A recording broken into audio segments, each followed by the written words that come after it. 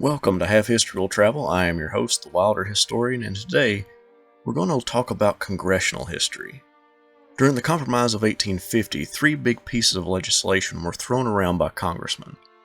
One was whether California would become a slave or a free state, whether slavery would cease in Washington, D.C., and third, how the Mexican territory that was acquired after the Mexican-American War will be divided up, and whether those locations would be free or slave. When we look at the history right after the Mexican-American War, we see some of the most violent times in congressional history, mostly debating whether slavery would expand west, and we see politicians taking a side based on their section of the country rather than their political party. The best example to show the sectional crisis is the Benton Foote altercation. Congressman Foote was a Democrat from Mississippi and a pro-slavery supporter. He was a small man, skinny, but he had been known for having a loud mouth, and would take on and browbeat many Northerners when he didn't get what he wanted. Thomas Hart Benton was a Democrat from Missouri, who had actually spent time as a politician in Tennessee until he ran into Andrew Jackson, and they ended up having a brawl that involved swords, knives, fists, pistols, and a whip. After the altercation, he moved to Missouri, where he would slowly start to develop anti-slavery viewpoints. Neither men liked one another, even though they were part of the same party.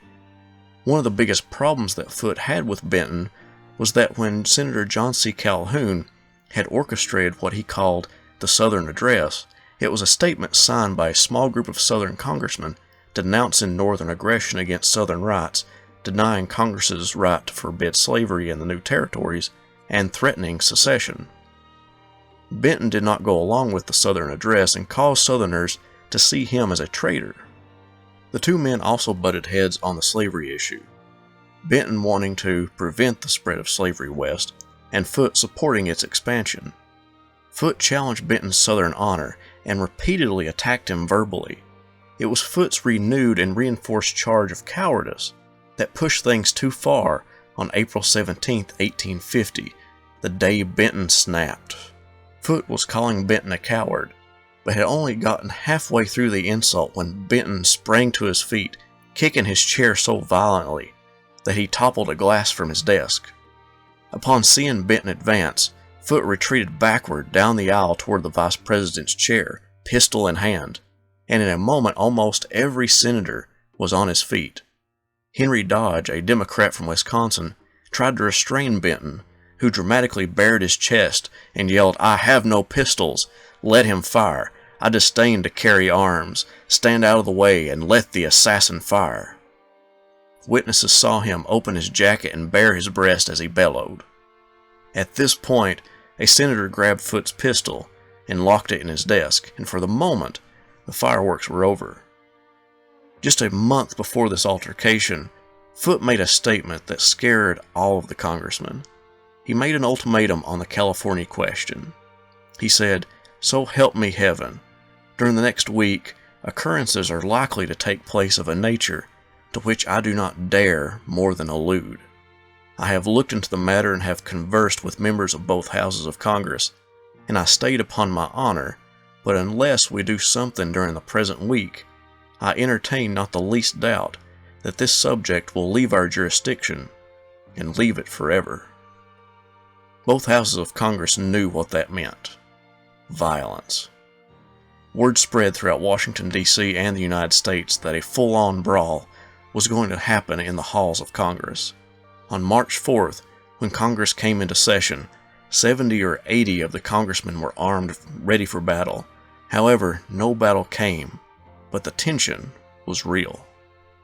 Less than 10 years later, that would not be the case. By the late 1850s, Kansas became the point of contention like California had been during the Compromise of 1850. Two governments had set up in the state. An anti-slavery government was set up in Topeka, and a pro-slavery government was set up in Lecompton. Now the U.S. government had to decide which government constitution for the state of Kansas would they accept.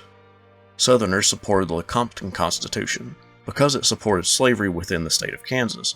Northerners supported the anti-slavery government in Topeka.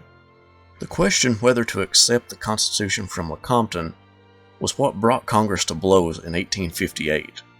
To tell the story of the fight that happened on the floor of Congress, I will use Joanne Freeman's book, The Field of Blood. Her description is one of the best there is.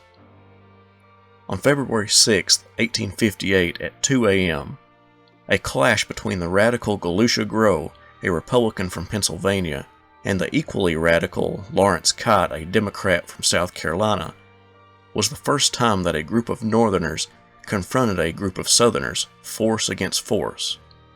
Not surprisingly, Kott set things off. At about 2 in the morning, Grow was conferring with a Pennsylvania Democrat on the Democratic side of the House. As Grow headed back to his seat, someone asked to submit a motion out of order, and Grow objected.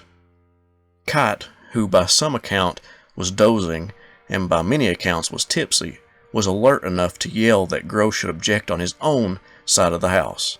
Grow replied that it was a free hall and he could stand where he pleased, at which Kott stomped up to him and demanded to know what Grow meant.